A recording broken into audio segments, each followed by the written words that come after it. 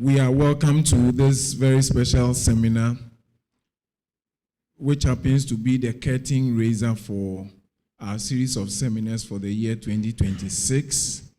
I'd like to welcome all of you, those here and online.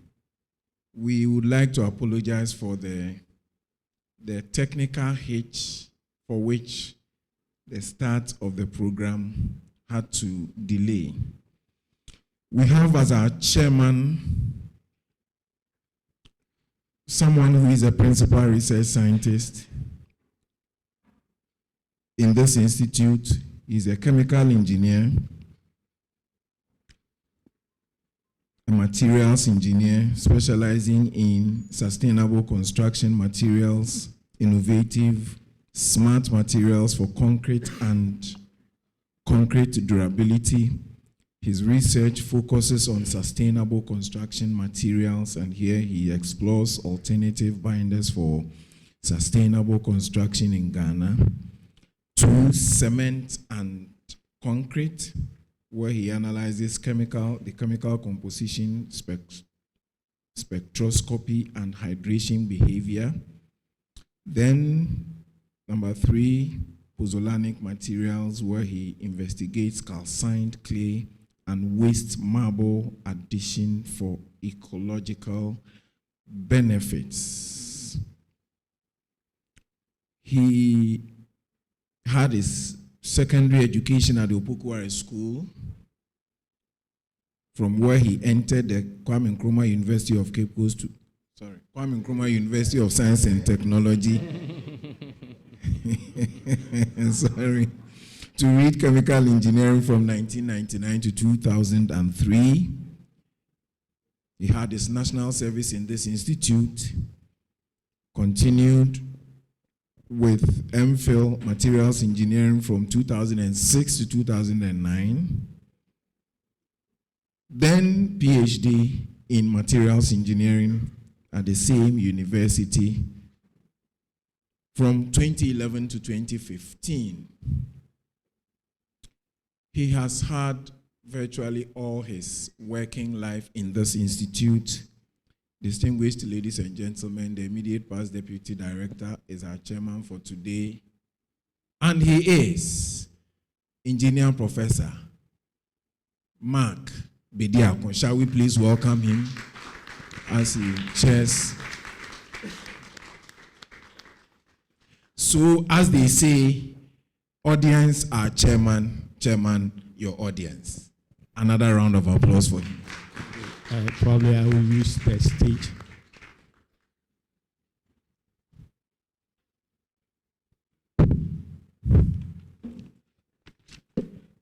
Good morning to you all once again.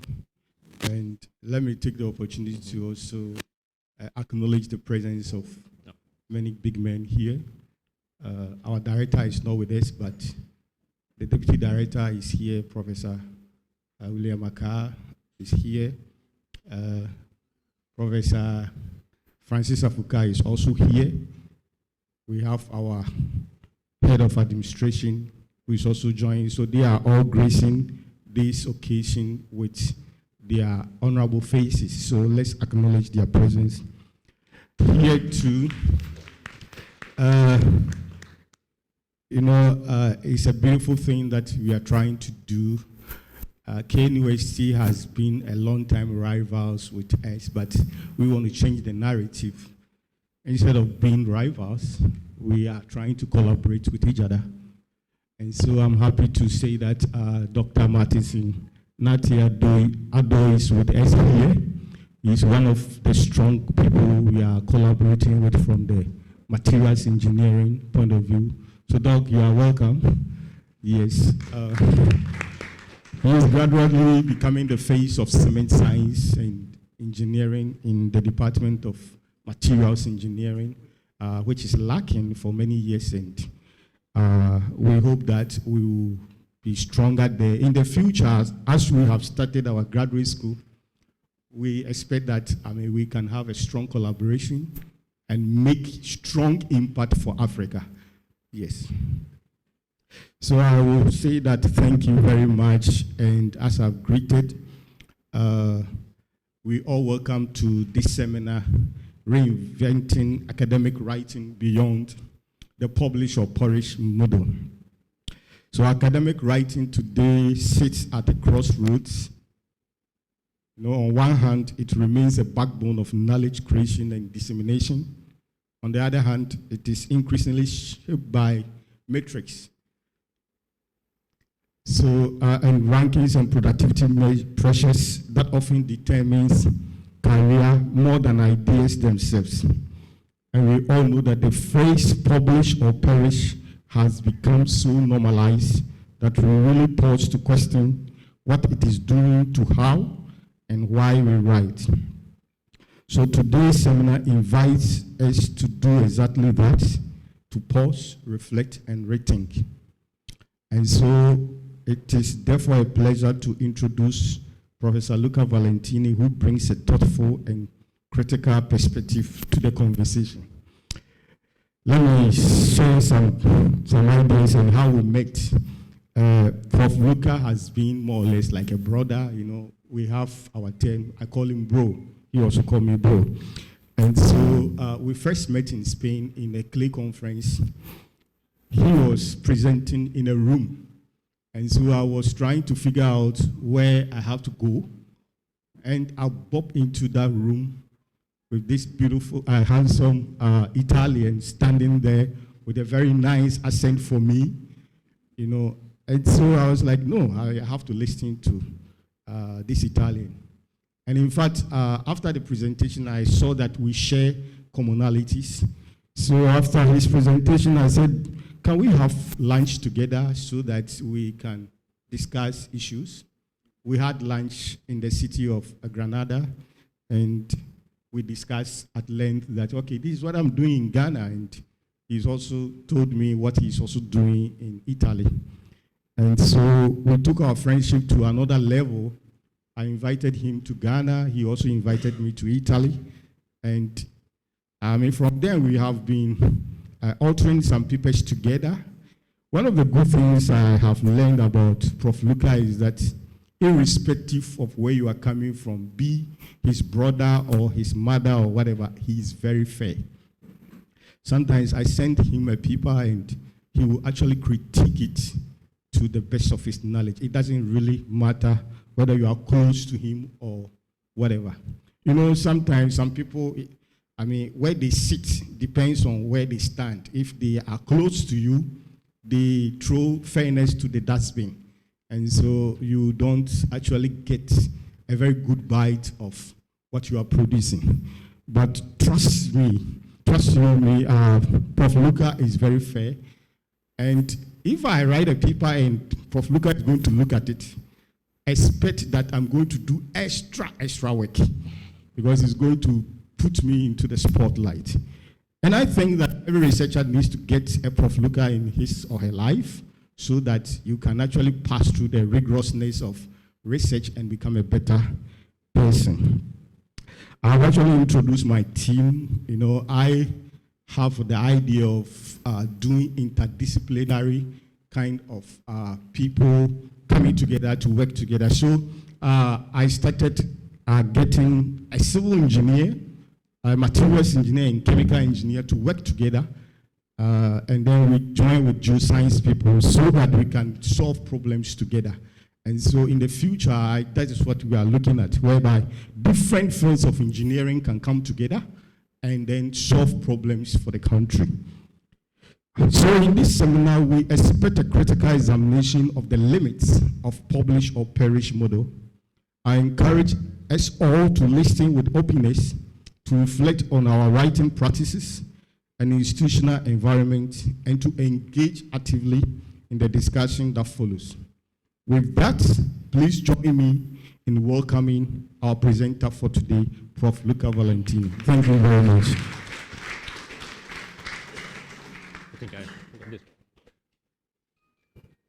Good morning, everyone. 80 cents. Okay. Let me start by acknowledging my friend, Professor Mark Bediaco, for the nice introduction, for inviting me here. also all the staff at CSIR for arranging all this, the staff at the Department of Materials Engineering at KNU West, and also the technicians here for putting this together. Yeah, I'm always very happy to come back to Kumasi. It's like coming back home for me. I'm also very happy that Professor Mark Bediaco asked me to talk about this specific topic, because what we are witnessing nowadays is really something that is, I think, shaking the foundations, not just of academic publishing, but I think of science as a whole. All right, so we can start. Let's see if this works. Where should I point the remote to move slides? I think is it here? Maybe. All right. This is working from here, or let me go back.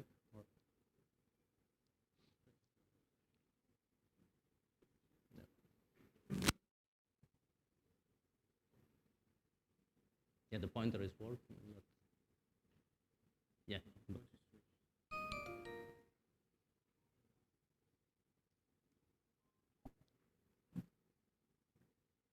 Oh, I think now. Yes. Yes, thank you. What I'm showing here is the first edition of the course for a PhD student called Research Integrity and Publication Ethics.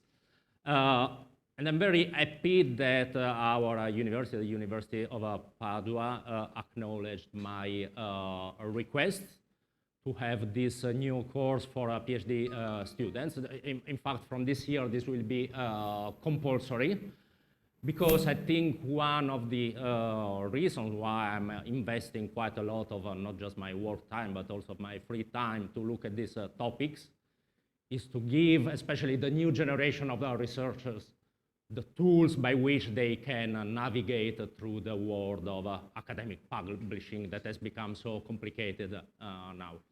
And you can see here is the very first slide of my course, in which I wanted to stress this concept, okay? There's no shortcut to success, okay? So success for some people in life can be more important or less important, okay? Doesn't matter, but if you really want to have success in what you do, there's no other way than working hard, studying hard. There's no shortcut, we will see during this. Now, to start with, let's start somehow from the end, from the consequences of what can happen if you try to, say, tweak the system, okay? I'm reporting here a kind of a notorious case. Dr. Ali Nazari, I think I have to talk in the past, so he used to be a researcher in civil engineering, affiliated at an Australian university. He was fired after an investigation that found problems with most of his papers, so problems related to duplication of articles, fake peer reviews, concern about the results and findings. He was fired after 46 papers were retracted. Now, currently, they kept retracting their papers. So currently, he has as much as more than 100 papers retracted for breaching the rules, okay, breaching the rules of publication ethics.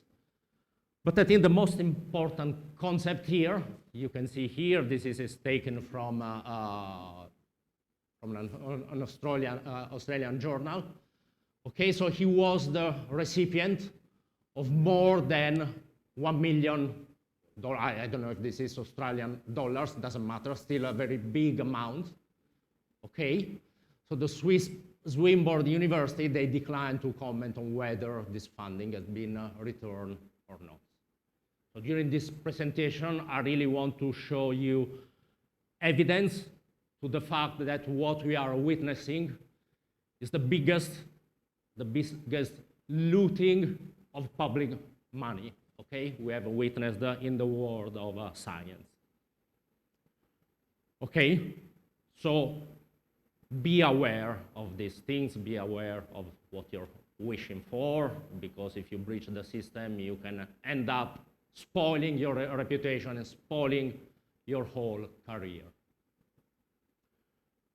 Okay, where does it start with? Okay, so you all know now that to get advancement in career, to get funding, we all have to show that we've got a certain bibliometric indicators, H-index, number of publications, number of citation, and so on. So what I wonder is, do they still make sense? And you can see that the inventor itself of the H-index, I assume that all of you know how the H-index works, okay? It's called the H-index because it comes from the names of this guy, Hirsch. And he himself realized that, okay, if you make a decision just based on the number, without maybe looking at the quality rather than the quantity of the publication, you are likely to make some mistake, perhaps hiring the wrong person and denying a grant to somebody who maybe deserved more or could be more useful, could have a biggest impact. And I can tell you that I witnessed some of these cases, some colleagues that maybe didn't look at the CV much attentively and definitely end up hiring the wrong person. Okay, so is this indicator really reliable? So let me say that first of all, when indicators stop being indicators but become goals instead, problems start to arise and they really start to lose their value. Okay, so a few recommendations when you want to look at some CV a bit more analytically. I always recommend to use a benchmark, okay? So look at the profile of some reliable scientists in your field that you know personally or that you're familiar with, and compare its how their indicators evolved in time with the person that maybe you're a bit suspicious about. And another recommendation, check whether this author has published in the top journals, okay? Because nowadays you see authors that publish maybe 50 papers per year, get 1,000 citations per year, but you know what, they never publish in top journals, okay? And this should ring some bell. Let's do this experiment. So I use here as a benchmark author, some author which is very famous into the field of cement chemistry that both myself and Professor Mark are working with, and I think you know him. Okay, I disclosed the gender already very well, so it's not Karen Scrivener. With this author with quite a dubious pattern. Okay, so this is the number of papers as a function of time. And you can see already qualitatively the shape of the pattern are quite different. Here you can see that the number of papers are increased quite sharply. Okay, so let's see a bit more in detail. So our benchmark author moved from publishing one paper per year to its maximum, to 40 papers per year in 10 years. This other guy here moved from one paper to 90 papers in just 6 years. Okay. If you look at the last 5 years, okay, our benchmark authors published 117 papers, and this other guy in the same interval of time, okay, published twice as much as our benchmark. Okay. He published 14% of his paper in the top journal in the field, which is cement and concrete research. He never published in this top journal. He never had any retracted papers. He had 4 retracted papers, okay? So there's already a series of hints that maybe this indicator here really don't say all the truth about these authors. But let's look at these things a bit more in details. From the point of view of citation, our benchmark author went from 34 to more than 3,000 citations in 12 years. So increased by a factor 100 in this interval of time. These other guys increased by a factor 150 in only 4 years, okay? Factor 3 less than our benchmark authors, okay? So again, also this should raise some doubts. So why all this citation? Okay, it is related to what is known as citation cartels. Okay, I reported the definition of Wikipedia. Okay, citation cartels is basically group of authors who group to basically fakingly increase their own citation. Okay, so they say, okay, I will cite your paper and you will cite mine, and this leads to what is called citation stacking, okay, to fakingly increase the number of publications, okay, and here I reported some articles, okay, citation cartels have become the mafia of scientific publishing, okay, where the only aim is increasing the citation count. Okay, but it's not just about individuals, and it's even worse that the journals themselves can fake indicator. And you can see, yes, it is a big problem indeed. A big problem, first of all, for the journals and for the publishers themselves. Because what we witnessed recently, some of these journals, some of them less famous, but 2 of them, I think, to some of you are quite famous, like Science of the Total Environment Chemosphere. They had their impact factor cancelled. Okay, they were delisted from the list of Clarivate, which is basically those who are managing impact factors. Okay, I'll give you just the example about the Science of the Total Environment, which is probably the most famous of this journal. Okay, it used to have an impact factor, quite a significant one, in 2023 of 8.2. And then they start to do some strange things. So about, among other things, in 2020, they published this paper that advertised traditional Chinese medicine and the use of amulets to prevent COVID, okay? This published in what used to be a serious journal, okay? So you can see the quite crazy title of this paper that was later retracted. Okay, so this company, Clarivate, that, as I said, manages the impact factor, delisted the journal in 2024. So as of today, Science of the Total Environment, as other journal, has no impact factor anymore, okay? So imagine yourself, you invested your time and maybe even money to invest, to publish, open up access in this journal. Maybe you published a paper that was released in 2024, just to find that this journal doesn't have an impact factor anymore. I would feel quite aggrieved personally. Now, how all this is also related to the rise and abuse of open access.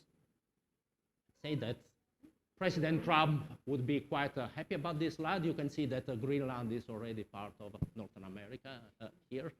But anyway, so there are some positive things about open access. I won't say that it is all bad. You can see here the percentage of articles published as open access in 2023. You can see that, for example, in Africa, 68%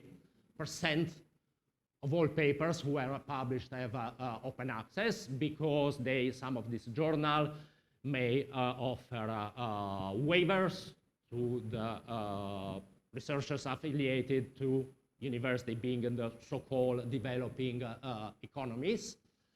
In Europe, there is also quite a significant percentage. This is because now the European Union, the European Commission has this policy that all EU-funded research has to be published as open access.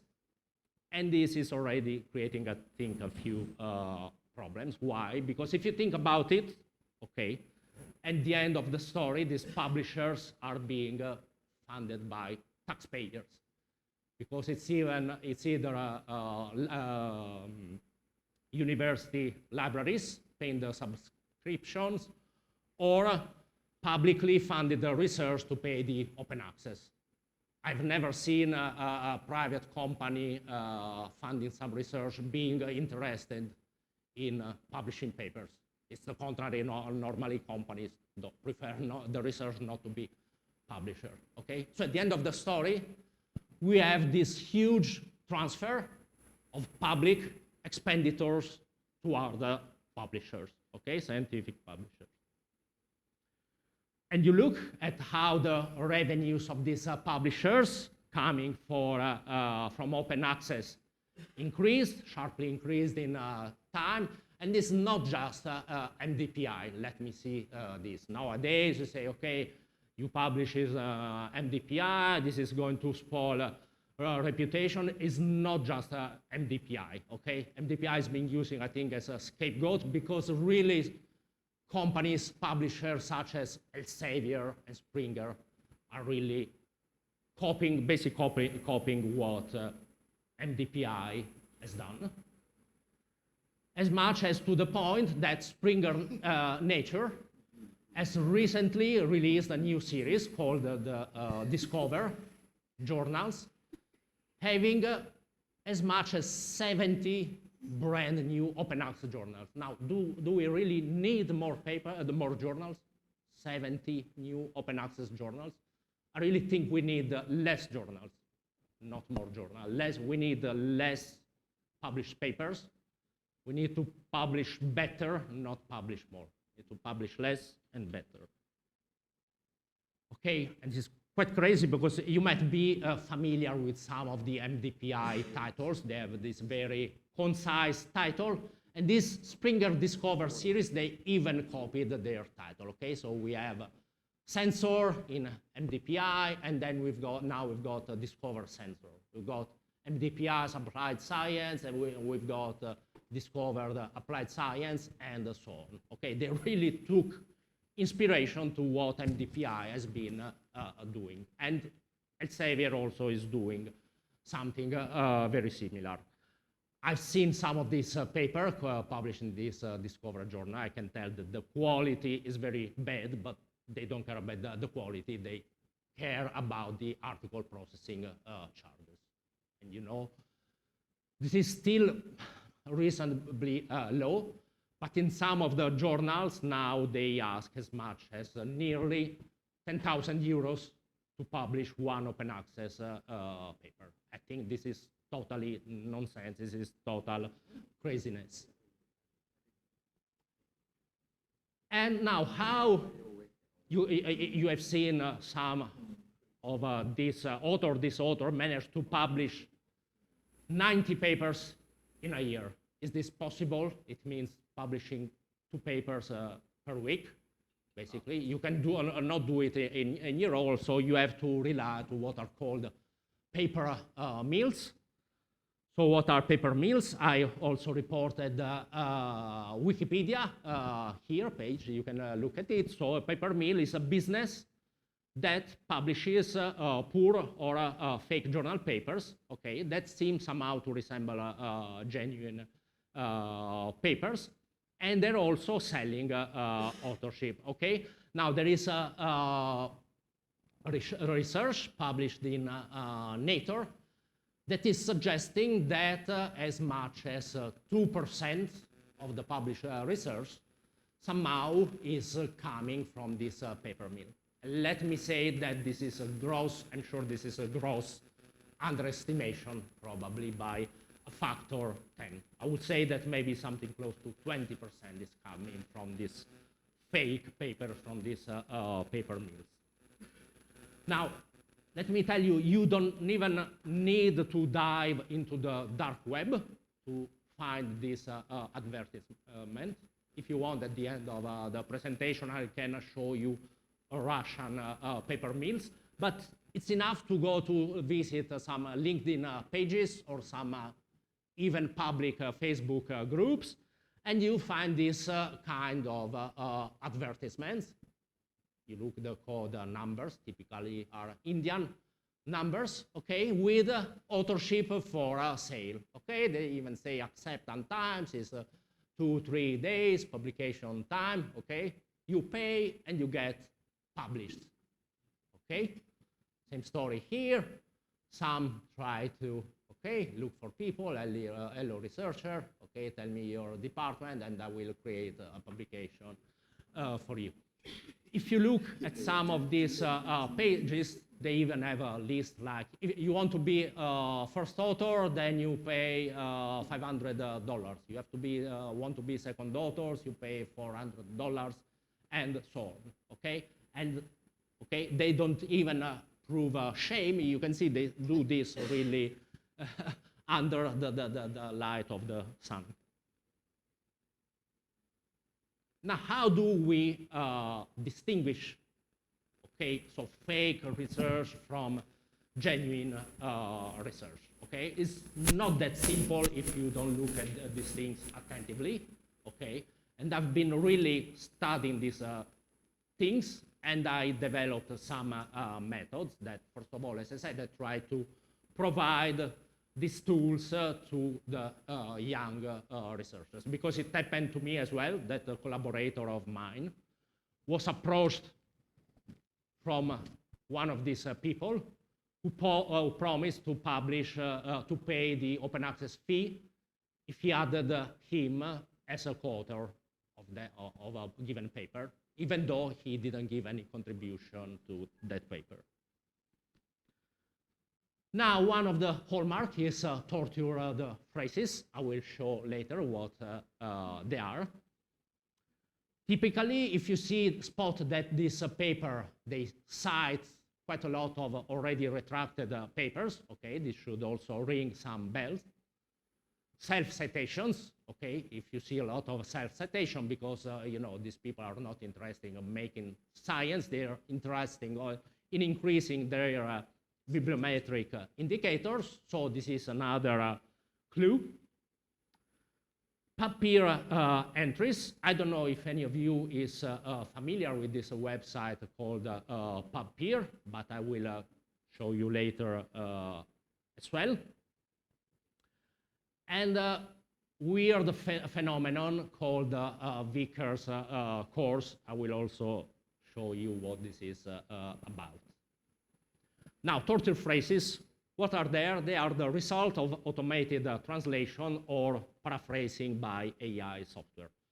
Because what happens? I've also been in touch with some person, some young scientist that has been involved in this like a young researcher, and then he told me he regretted to do so.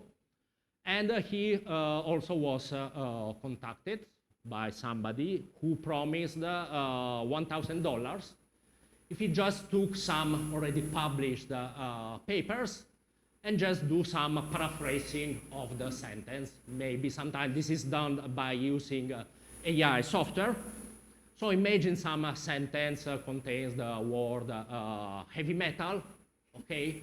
So if you don't want the sentence to look exactly the same, you do some automated paraphrasing, and this AI software rename heavy metal like overwhelming metal, okay? Big data, you can see it as published in this paper as colossal information. Artificial intelligence may become counterfeit consciousness, okay? Signal to noise, flag to commotion. This doesn't make any sense either. Okay, and you find these things published in papers. This already give you a clue that there is some input from AI. And the crazy thing is that the authors don't even check these things. Okay, let me say something. Okay, we've been recording. I shouldn't say this thing, but doesn't matter. I take my responsibility. I was on a working group, okay, mandated by the European Commission to publish a report about advanced material. And when we were reviewing some of the chapters, I found that some of the references in the list of our references, in fact, pointing to some non-existing research. Because what do this AI software do? Even if you want to use it in some honest way, perhaps you're not confident with your English, okay, just say, okay, improve my English. But this software treats scientific references as, or scientific journal paper titles as any other sentence. So they go and rephrase the title of the paper itself. And you find it in the list of references. So at least you should check. You want to use AI software for rephrasing, this could be either okay if you don't trust your English, but at least check the results, okay? So if I didn't do this check, we might end up publish an official EU document with non-existing references. And you know, this is totally crazy. Okay, PubPeer is a website. It's a free website. You can go and search. Now they provide, it can be a bit, some people cannot like this because it gives the possibility of reporting dubious papers anonymously, but with the caveat is not that everyone can go there and say, okay, this paper from Mark Bediaco, I don't like it, it's fake. They have, in fact, a peer review. They peer review every entry. I have to say that it's maybe more difficult to pass their peer review than the peer review of a journal. You really have to give evidence that there are something wrong with the paper, with the data, okay? So you can go and check. You can see if your own name is there, has been reported. And I think it's useful. It can be controversial, but the situation is so bad that this is really needed. Also sometimes when they ask him either to review papers, or I'm an editor for a couple of journals, when they assign me papers, sometimes I look and see if some of these authors have entries in this database, because it's really, you can miss and end up publishing wrong research. So you can go and have a look. It also comes with an extension for different kind of both Firefox, Chrome browser, and so on. This is very useful, because what does this extension does? Imagine you go to the specific web page of some article within the website of a given journal, and this is directly interfaced to PubPeer. So if this journal has entries in PubPeer, a warning will appear at the web page of this specific paper, okay? I think it's really an extension that I suggest you to use, okay? If you want, at the end of the presentation, I can show some examples on my laptop. The Vickers course, this is really mind-boggling. This is the craziest thing that I've seen in the world of scientific publishers. Now, it takes the name from the author of this paper. Neil Vickers is totally honest about what happened. So the paper is called Animal Communication. When I'm calling you, will you answer to? You can see the summary is a paper about male moths pheromone, okay, this small insect. It's not even a paper, it's a sort of editorial related to a special issue. And you can see it has been cited nearly 2,000 times. You can see, you know, it can happen. Maybe it's a good enough paper. By itself, it's not necessarily weird. But if you go and look at the list of citing papers, look at the titles, green technology for renewable energy, doesn't seem to have anything to do with moths, heavy metals, photocatalysis, and whatever, nanoparticles, none of them seem to be related. If you look at all of them, none of these 2,000 citing articles are related to it. So what's going on here? It seems that somehow it was associated to a bug. I will show that through an animation in Google Scholar. But let's look at some example. Okay, Nick Wise is a person that I got lucky enough to be in touch with him. Is what is called an academic sleuth, an investigator of these things. He was even appointed by one publisher. So he said that on 14 January, in one of these public pages that I show, he saw some advertisement. Okay, and they offered this paper about sericin protein to be published in a journal with a 3.3 impact factor. You can see here the price they offered for authorship. And eventually, this paper was published in a journal having exactly this impact factor.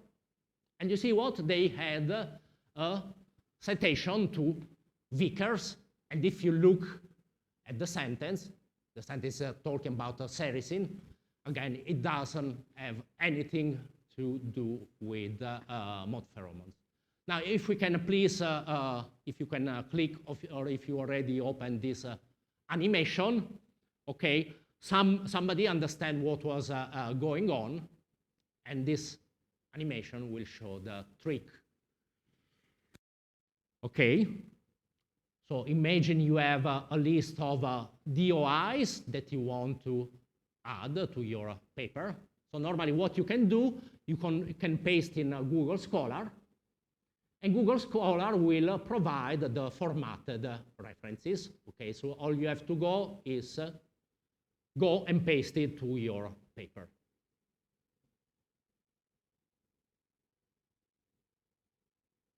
Now we try with this other DOI, and you can see that magically this appears. Now, why it happens? Because if you look at it, at the DOI, there is an extra space, okay? So maybe this line was broken, and this creates an extra space, and there was this bug that whenever you had this extra space, citation to Vickers was generated, okay? Now, as soon as this was disclosed on a website, Google immediately corrected this bug, so it does not happen anymore. But so you can imagine the workflow. So somebody who really doesn't care, maybe these people working in these paper mills, they don't care about checking the list of references, okay? So this is much likely what happened, and how these 2,000 citations probably are one of the hallmarks of papers coming from paper mills. Okay, now we have stated the problem. Now, is this Is there something we can do to correct this? It is a very complex problem. A complex problem require complex solution. So it's not easy at all. Now, first of all, I want to draw your attention on what is called the Stockholm Declaration, because something that was discussed inside and the Swedish Academy of Science. And I welcome you to look at it. I reported the web page, and if you agree with it, to sign it. Okay? It's about reforming of science publishing. Okay, so what they state, that science is under threat, okay, because paywalls block access to publicly funded knowledge. There's predatory journals that flood literature with unverified work. Paper mills must produce fake studies that distort the scientific record. Okay, so they elaborated on 4 points. Okay, so they claim that academia should resume control. Okay, academia should promote non-profit scholar-led publishing, that authors retain their copyright, that we have open, transparent, and sustainable access for all. It's very important to reward quality, not quantity, to end the publish or perish culture. Okay, because you know, we can recognize that this is also the result of the strong pressure on having these numbers. Okay.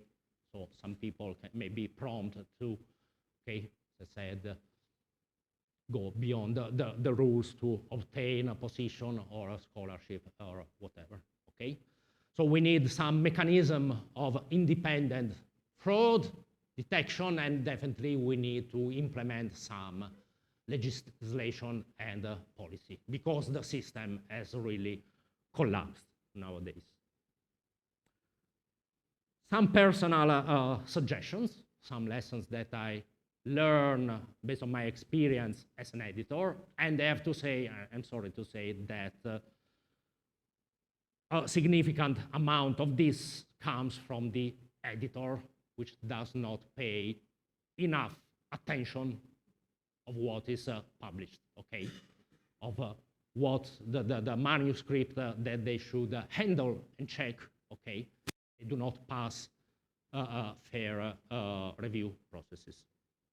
Okay, so first of all, to me, you should accept the role of editor, just if you have time. Okay, it can be really flattering to be invited to be editor, but maybe if you're already editor of 1-2 journals, okay, then maybe you won't have time to be editor of 3, 4, or 5 journals. You know?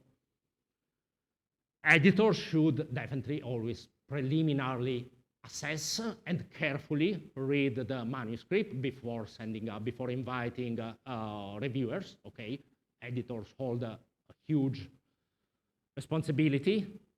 They should be familiar with experts in the field. They should not just accept automated recommendation coming from the publishing platforms, from the reviewers, because some of the reviewers might not be trustworthy, okay? So ideally, this is not easy, but ideally you should assign 2 reviewers that you can trust, okay?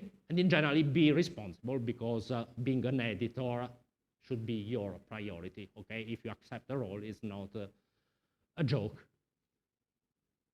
Some ideas: reconsider single blind reviews. This is something that, in my opinions, it doesn't work if just the reviewers knows the identity of the authors, but the authors don't know the identity of the reviewers.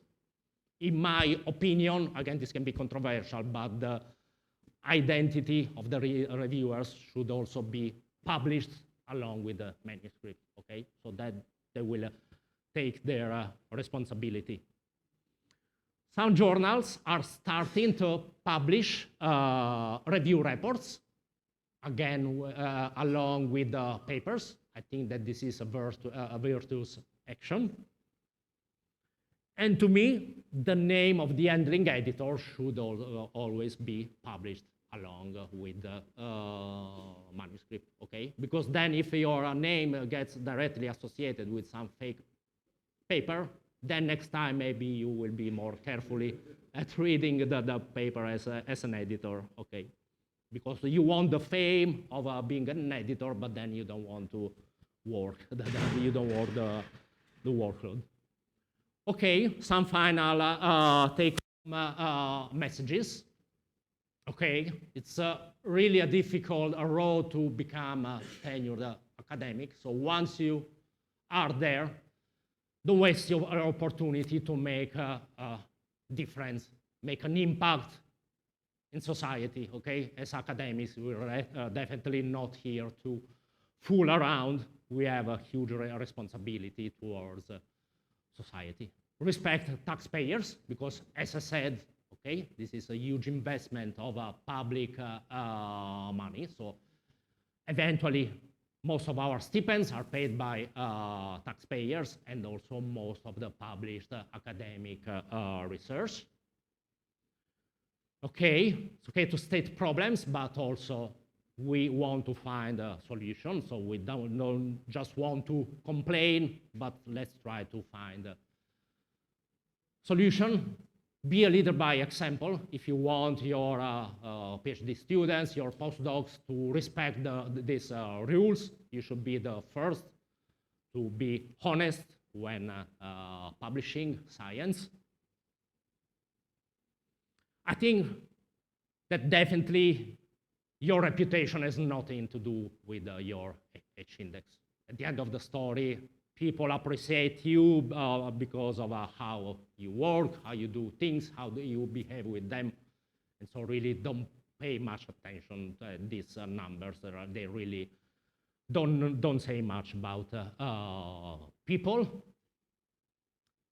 And I think you know here, this is from Madiba, and he's on top of my pantheon, Nelson Mandela. I think you're very familiar with this. So this weapon of education is really in our hand. And this is also now going back to the beginning.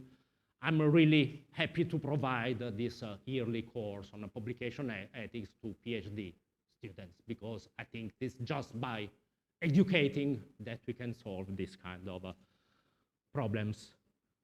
So thanks for being here so numerous, especially thanks for staying until the end. And I'm open to answer to any of your questions now or later.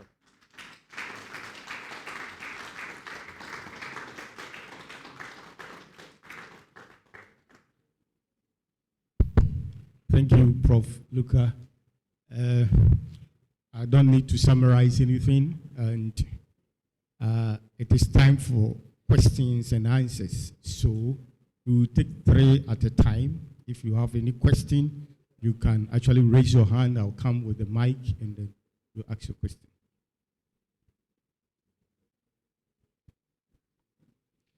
Thank you, Chairman.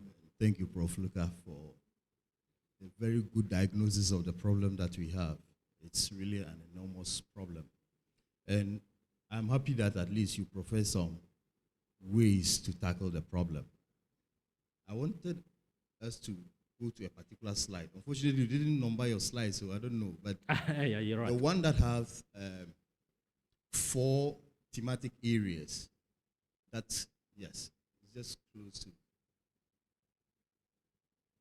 And yes. This one, okay. Yes, this one. Principle for change number 2, the reward of quality and not quantity. I see this as a very huge area that if we can implement very well, can really help us. Now, the reason why I'm spotlighting on this one is that in our setting, our CSIR research setting, we tend to progress the career of, professionals by way of primarily the number of publications that you have. That is quantity. We should rather look at, even if it is 1, what is the impact that particular research work is having on the society positively? And so, for me, we should look at coming out with some metric that will quantify the quality of the research work that we professionals do and churn out there, which should be a way to measure our impact and, for that matter, our progression towards our career, rather than saying for you to elevate yourself from this level to the next level, you should have this number of research work. You should, yes. So moving forward, I think management should look at we coming out with some metric that will say, don't present 5 or 6, or that is the limit for the research work that you should be considered for promotion. But whatever that you have done, there should be a way to find out what its level of impact in society. And in that way, all of us will not be rushing into, I have this number of papers where we'll be, falling on paper mills, those antics that people use in getting their publications out there, but rather we will look at and focus on how we can really impact on society positively. I think you will remember we are taking yes, two yes. more. Please Okay, be thank snappy you. with your question. Prof. Don't Luca, repeat thank you yourself. for the nice presentation. I want to find out your view on reviewers who recommend specific papers to authors, that the authors should, as a matter of urgency, cite them in their work. My experience is that this often tends to be papers that these reviewers have authored.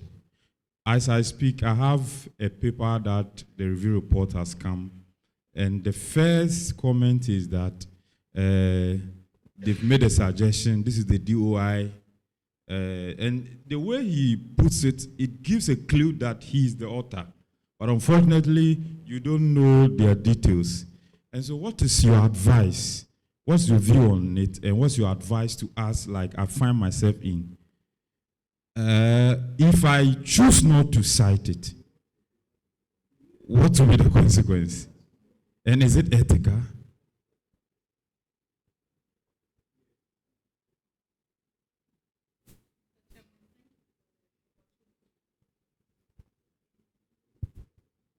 Please, I'm not a researcher, but I'm asking my question from an information that I have. You mentioned about researchers to be accountable because taxpayers sponsor the research. When it comes to our setting, I'm not very sure about that. So it gives the scientists to work on maybe what they fascinate themselves about. So I just want to draw the discussion as to how scientists can be accountable. And then also the founders, those who are founding the research, scientists should be accountable to them. We should find a way of, adjusting ourselves in this research institution to bring out impactful research, which would also be sustainable to the economies, the communities around us. Thank you. We have 3 more. I'll come.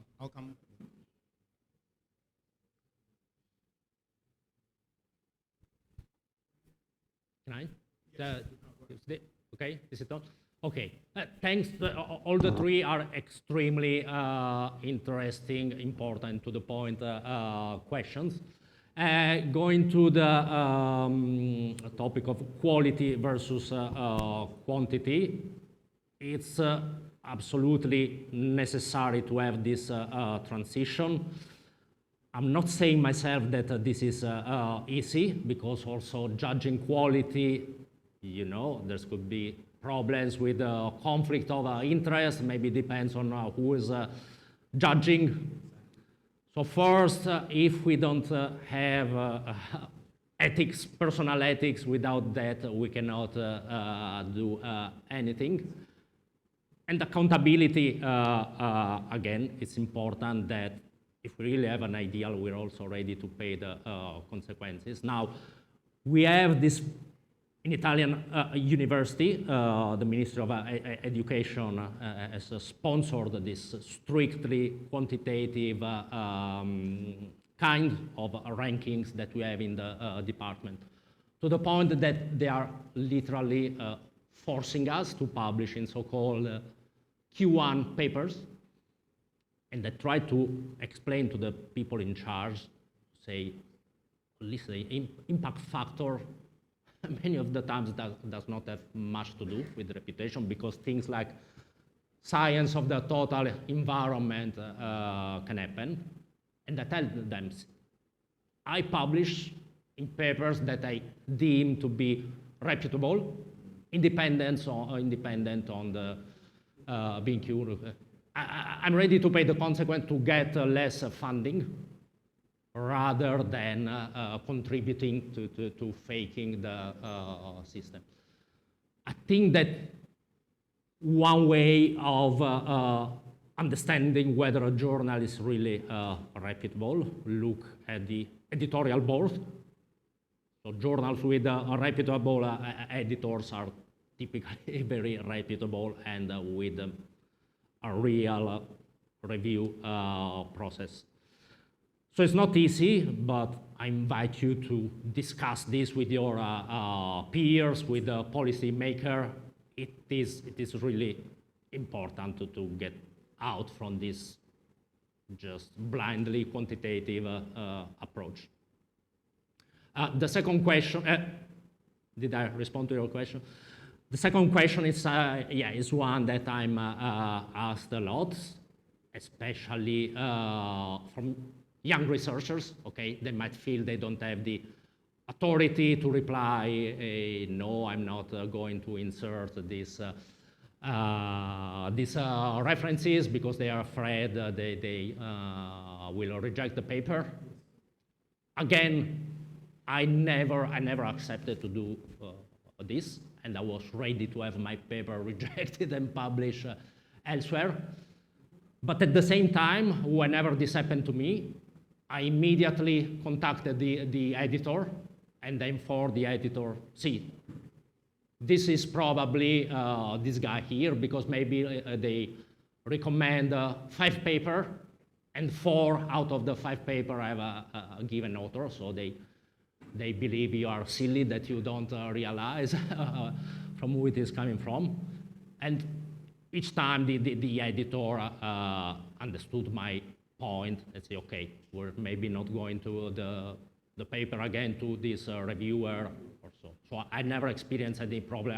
I can understand the fear, but my recommendation is immediately reach out to the handling editor or to the editor-in-chief. And many of these publishers now also have a dedicated email addresses for publication edits, and don't avoid contributing to this system.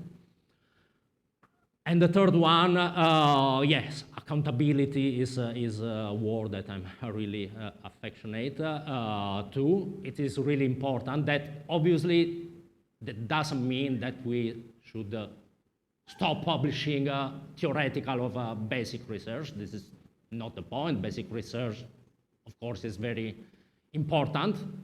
And at the same time, not all of us are little Einsteins, okay, who published theoretical research, and then we make a satellite or GPS system out of the, his theories. That is definitely important. Again, we really need to come out with appropriate accountability mechanisms. I can see that even very famous funding schemes, you might be familiar with ERC, European Research Council, they really don't have this sort of mechanism at the end. Okay, so they really give a very huge grants.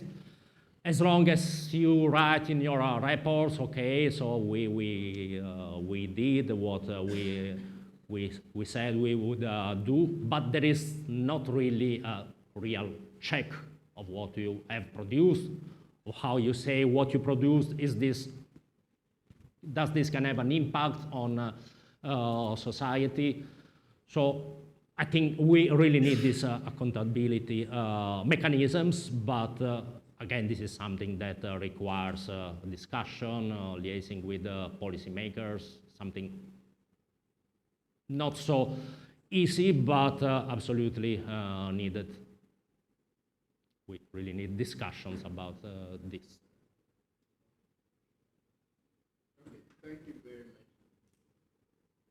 Very interesting presentation. A very interesting presentation.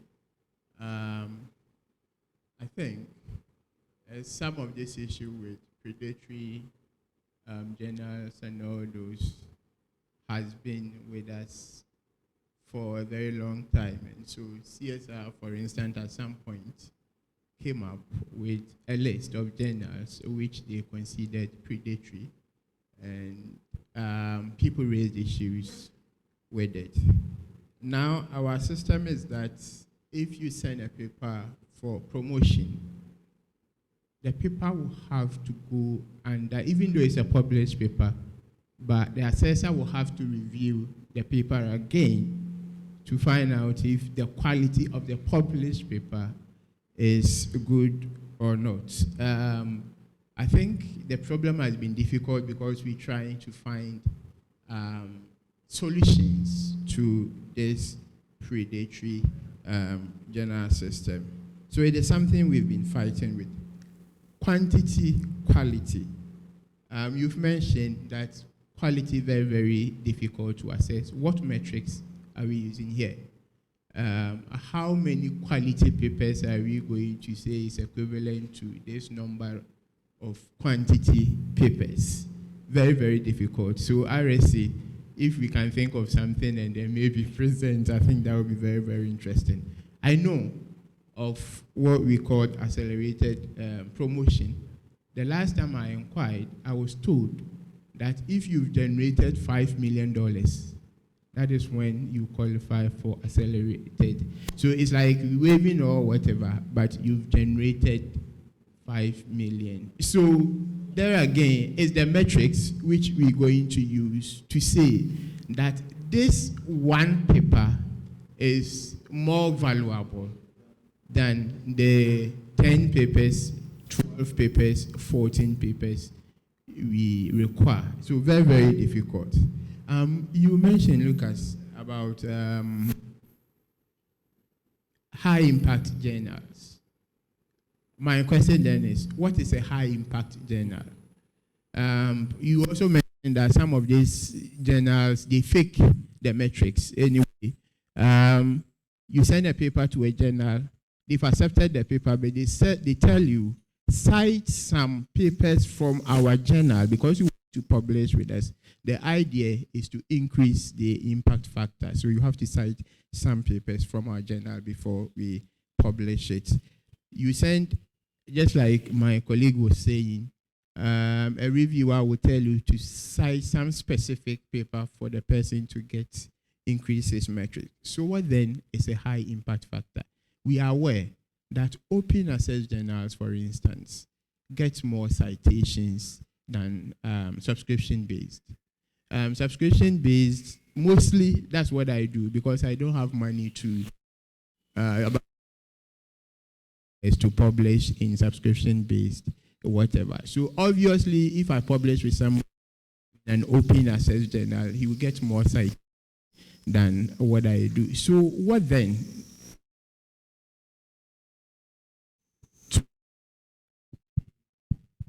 Open access journal. And so obviously, some of these high impact journals you may not be able to go there.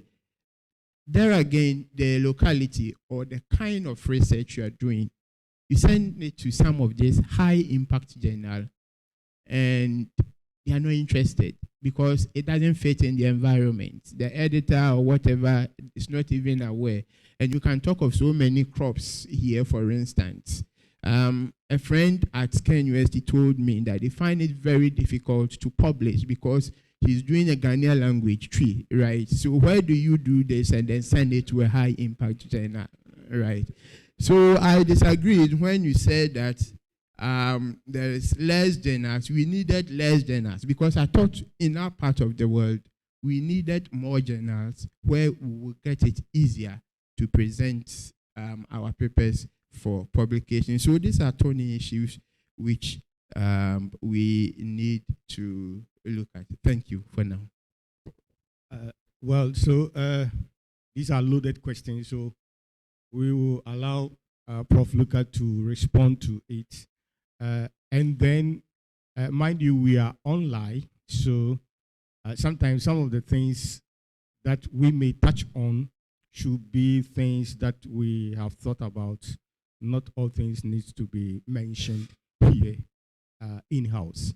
So when you are asking your question, be aware that, people outside this environment is listening to us. So, Prof, you can respond to about four things.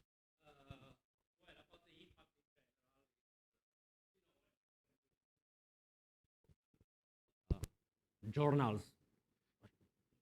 What's all the fuss about? Okay, your journal is going to get an impact factor of 15, and then you say, then what? It's something that, at least I've never been an editor-in-chief. Perhaps the editor-in-chiefs would be paid more, get paid more if they increase the impact factors. But then, at the end of the story, what is it about? Greed is getting more money, but I don't see all this fuss. What would change if the impact factor of your journal increases by 1 or 2 points? So I don't know, it's just a silly argument. So to define impact, this is also something that we need to refine somehow, because it's also associated to funding policy. And nowadays, I think we live in this sort of sustainability bubble. So wherever you write the magic word sustainability, even if maybe the content of what you're doing is not related to it, but it will be more likely to get funding. So I think probably we also need to redefine sustainability, because I think nowadays sustainability is synonymous of mitigating CO2 emissions, which is much needed. But I think somehow this excessive focus on CO2, it may trigger like leading to neglecting other kind of impacts. When you see also here what's happening in Ghana with illegal mining. Okay, there's a destruction of the environment. There's impact on the conditions of the artisanal workers, that maybe they're exposed to mercury, to hazardous substances. So, it's not just about CO2.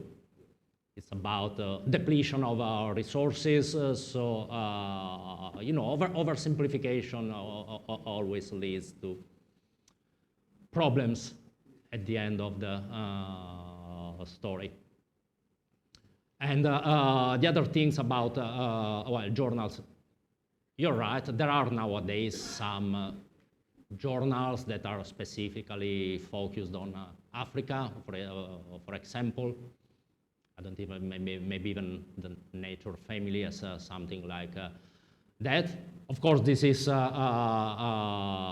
very welcome. So having less journals doesn't mean that we cannot create a new journal. I mean, we have to create new journals when it's needed. But you saw that Discovery Family, it was just a copy of this MDPI journal. So, okay, let's maybe create some 5 new useful journals, but then let's suppress 50 useless journals at the same time. Yeah. Okay, and I don't remember if there was any other point that I had to address. It was a long comment. Okay. So there are some online questions. I'll come to the two of you. So Prof. Betty is asking this question. Two questions. So what is the overall scale of the paper mill problem in scientific publication? That's the first question. What is the overall scale of the paper mill problem in scientific publication? Sorry, can I read it? The first part. Okay. And then the second question is, are there any automated tools developed to distinguish fabricated papers from genuine ones? So these are two questions. Let me take one from Dr. Boachi. Thank you very much. I have two things I needed to comment on. The first one is, you realize that researchers from Africa generally are disadvantaged. I mean, you try to publish a paper, you think this paper is a very good paper. I'm from the cement and concrete background. You want to publish somewhere like maybe cement and concrete or building and construction and building materials. And right away you'll be rejected. But you look through their papers and you can find certain papers, you realize that these papers cannot be compared to what you have produced, and yet they have been published. And when you look at the authors, you realize that there is some accomplished author probably at the tail end. Clearly, this accomplished author is not even part of the work, but because he is accomplished and they know him within the ranks, they are able to publish the paper easily. Can that also not be said to be that just like the citation cartel? Because people know each other, accomplished researchers, they know each other. When they bring, his friend is the editor, his friend is a reviewer, so they can easily publish it. Is it not the same?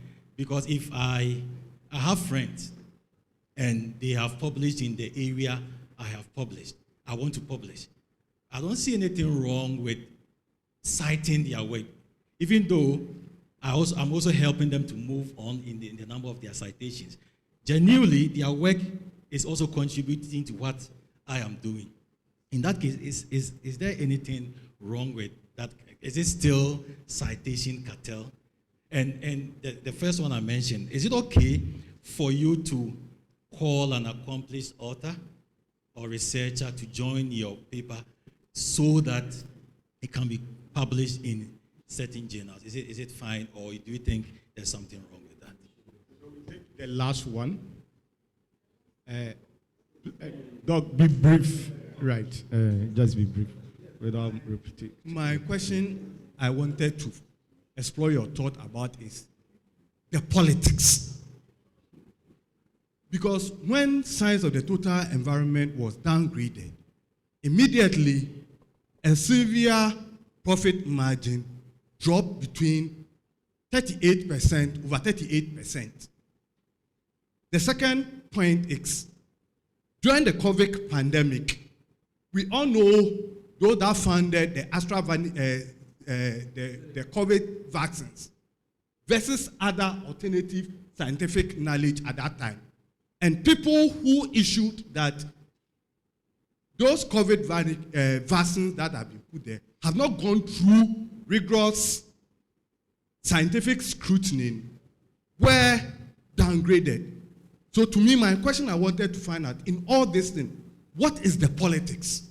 Again, the next question I would want to also to address is that you realize that most of the open access journals that are coming there are coming from the Asian Pacific area. Now you have hardly find a lot of journals coming from Europe and Western America.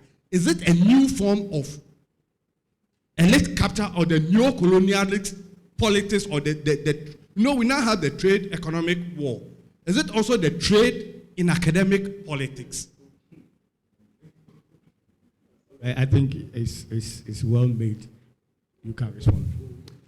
Okay, so the first one about scale of the problem, well, I had a little bit elaborated during the presentation. There are probably there are more updated studies. There was the NATO study that claimed 2%. So again, to me, this is grossly underestimated. And I mean, you realize, as said, from the amount of publications that are released by single authors. There are really, you can see the records of some authors even having 300 papers per year. So again, this is simply not possible. So by itself, this gives you the scale of the problem. Now, apart from giving an exact number, I would just say the scale of the problem of this I forgot this paper mills is huge. Is huge. I wouldn't be able to give an exact number, but it's extremely significant. The second question, well, in general, first of all, we have to be well aware that rejection is part of the game. We all get rejected. And in fact, I propose that a much better quantitative indicator of the quality of the journal is its rejection rate. Now, typically, journals like Nature, Science, they have a rejection rate of acceptance rate of 7, 8, 10%. I'd say up to 10%. That tells you that it's a good journal, meaning that 90% of the submissions are rejected. When you start to have 20%, it's already quite too high of an acceptance rate, because, sorry to say, sometimes you really receive rubbish. So in general, let's not take it personally when we are rejected. What you said about adding an author for prestige, I think it's something I personally, well, I don't think I'm prestigious, but if somebody asks me, I would not accept. I would say, okay, if you want, I can read the paper and you can add me to the acknowledgements, and I've done it already. Because if you want to change the system, we have to directly to take part in this change, okay? So if you want to cite Gandhi as well, okay, be the change that you want to see in society. And I can understand that it's difficult for authors that are not seen coming from prestigious institution. But the best you can do is trust in your own research, and trust that if you submit to journals having a serious editors, they would consider your paper. But this, let me say, this being said, that especially in your in our field, like cement science, there's just too many papers. It's just too many papers saying, okay, I add 5% of whatever waste to my cement. I do compressive strength, and this is the paper. You know, this is not science. This is a laboratory report. That's also up to ourselves to understand and decide what's worth publishing and what is not. And the third one, yeah, politics, yeah, is very important. I'm sorry if I don't reply to the neo-colonial narrative. It would be too much of a long thing. I think at some point, you know, so yesterday I was discussing, I just was wondering when does history end? We've been talking about being held accountable. So for how many years of a century should we be held accountable of what our, I don't know, fellow countrymen did 500, 600, 700 years ago. It's, you know, it's complicated. I don't want to enter this. I don't know. Each time I talk about these things, somebody comes and asks me about. I'm a scientist, you know. I'm not a social. And but it's very interesting watch this number that you gave about Elsevier, about how their margin dropped, but they still have a very significant margin in their revenue. So I think it's quite time that they invest some of their revenues in trying to improve the system. You always find a lot of discussion on whether reviewers should be paid, especially if you visit LinkedIn. There's, I don't think it's, I mean, ideally it would make sense, but I don't think this is feasible. Maybe it's not economically sustainable, but I think the risk is that things might go worse, because it would induce people to review more and more papers just to be paid, and this again would have an impact on the quality of reviews. So yeah, I mean, politics should be involved in this, as I said, because there's a lot of public expenditure associated with this, and I think that if we show to simple, you know, layman taxpayers that part of their taxes have to fund research about how to you know, to use jade amulets for COVID, I don't think they will be happy about it. There was a question also about, is it you, about software for detection? Yes. Yeah. Now this is complex, and you know, the rise of artificial intelligence has made this more complicated, because there used to be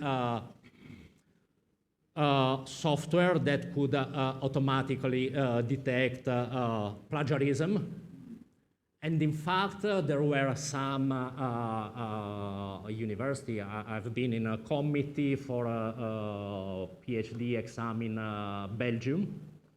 And the candidate, along with the thesis, they had to submit the report from this specific software that would testify that the thesis was not plagiarized.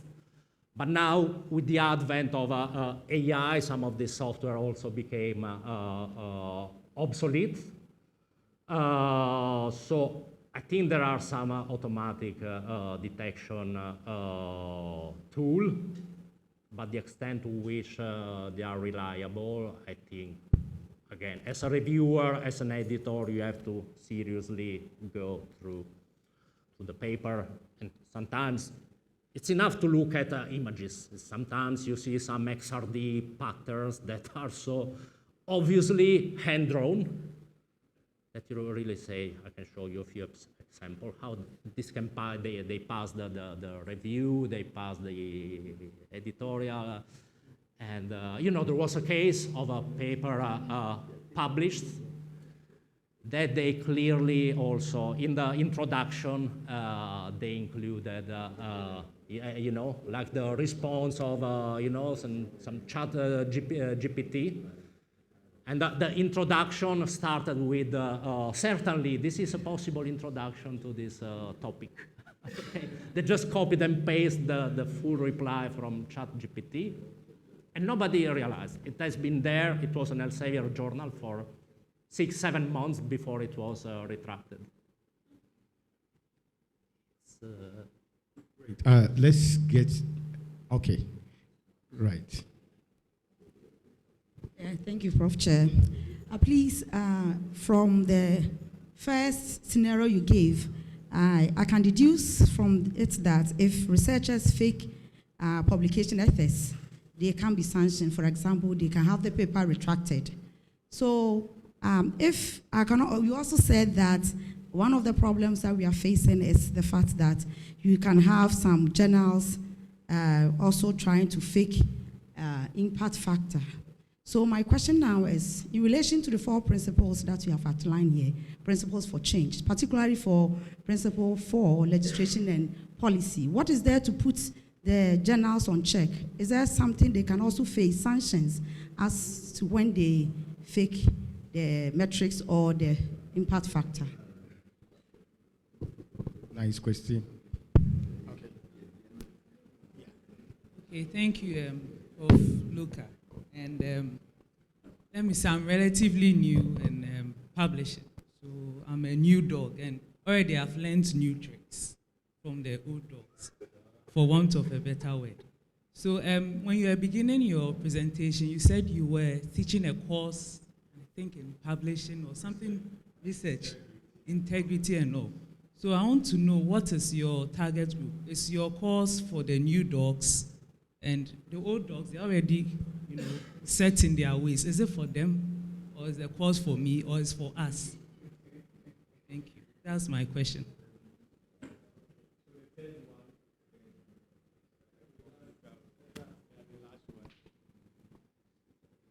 Okay, so we don't have any third one.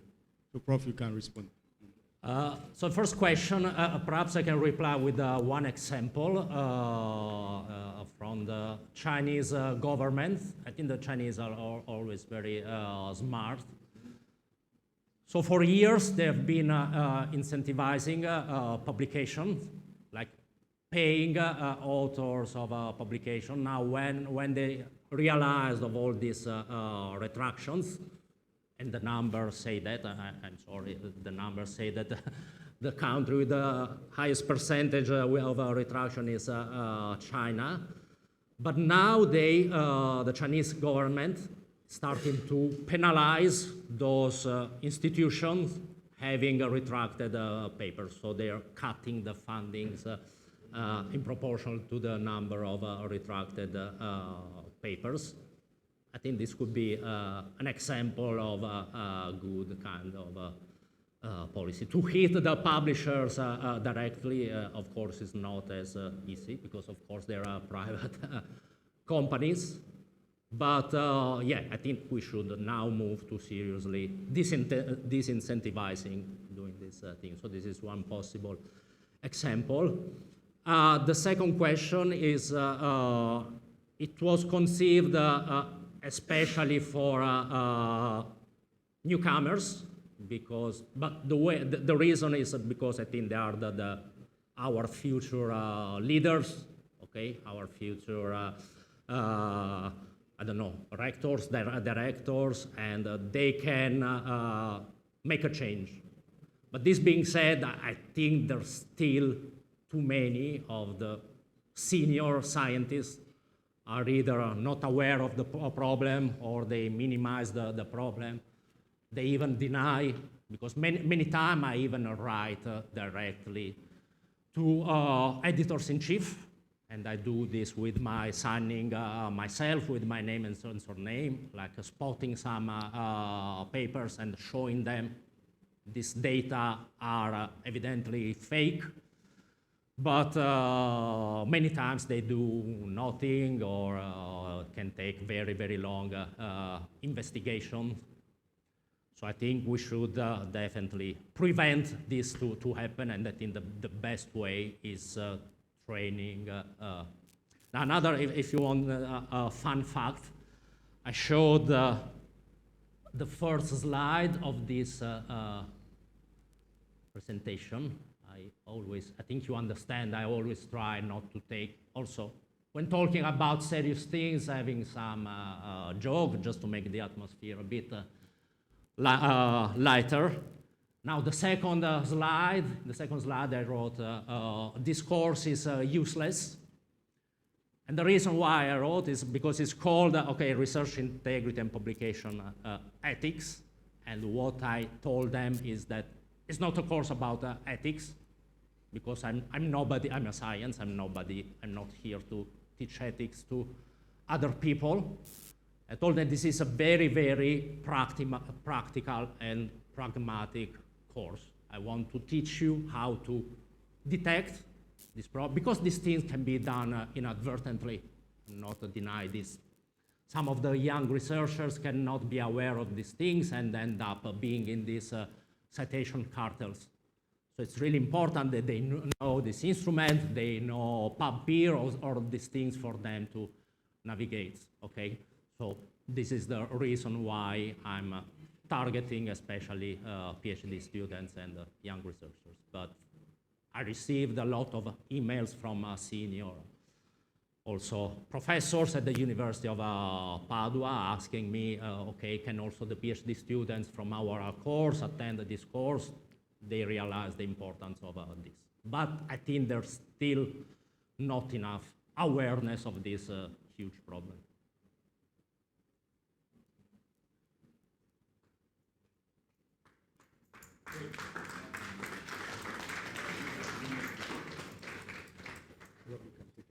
Okay. This has been a topic. Hello. Yes. So I think we've spent so much time, and many of the questions have been exhausted. I want to thank you for honoring this invitation. A lot of discussions will be going on for the future, especially with respect to our position as starting CCST. And if we think that is going to help us in the future, we know what probably we can actually do so that we can change the narrative. I mean, the whole issue is to make an impact, not just to survive or write and write and write, but your writing should create a change for society. On this note, I will leave it to Dr. Kofi Jansen to take over. Thank you very much. Shall we give it to our chairman? Thank you so much. Thank you so much, Chairman. Chief, duly acknowledged. I didn't want to take the wind out of the chairman's sail. Now I can say, welcome, Chief Afuka. Let's give him a round of applause. He has produced 2 deputy directors of his kind. A big round of applause for him. This is a kind reminder that 9th, 10th, and 11th February, we shall have our annual in-house review session.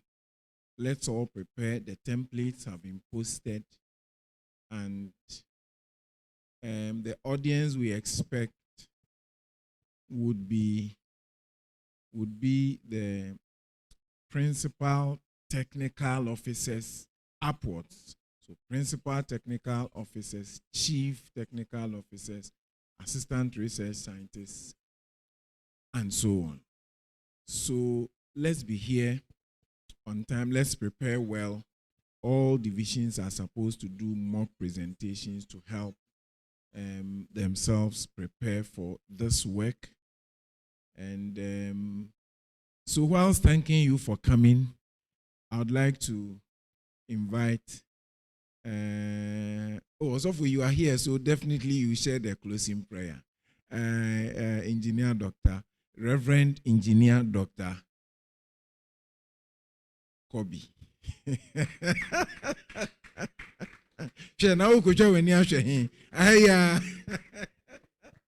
Respectfully, shall we rise as we say the closing prayer? Father, we thank you once again for seeing us through such an informative and exciting session. We ask that you help us, that we put into practice all that we have received from here. We commit the rest of the day into your hands. Be a blessing unto us in the name of Jesus. Amen. Amen. Thank you so much for coming. As we applaud ourselves, we would want to say thank you once again. Thank you. The session is duly closed. I would like to thank everybody for coming to the service tonight. Before you go, I'd like to leave you with something led by our amazing choir. Choir, would you please? Father, Lord, please heal us from all our pain. Save us from all the evil in this world. Sanctify me, Lord, and please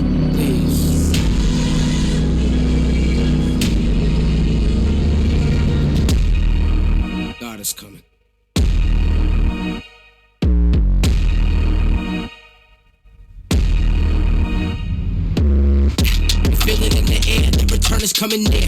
You wanna make it there, better seek him while you here. The only one to fear, and I hope you see it clear. When you walk like this, all your problems disappear. Woo! My God, I know I don't never gotta put up my guard. I've been spreading his name like it's my job. Show me how to do it his way, now I go hard. Still gotta